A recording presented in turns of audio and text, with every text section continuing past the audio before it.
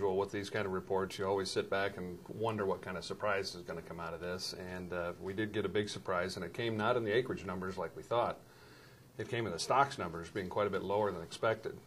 In corn specifically, 6.522 billion bushel stocks for March 1 versus the average trade guess around 6.7. Last year we were almost 7.7. So we've basically year on year lost 1.2 billion bushel of corn. But we were set up for some type of a stocks number surprise coming into this report. I don't think anybody was expecting that stocks number to be lower. But that being said, we've got margins. This market has learned to consume $6 corn.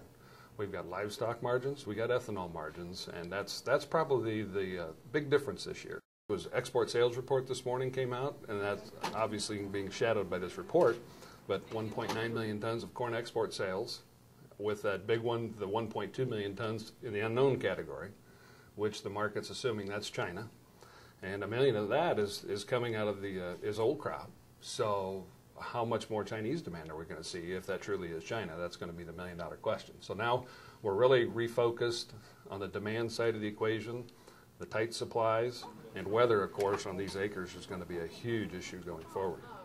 Compare on-farm versus off-farm stocks.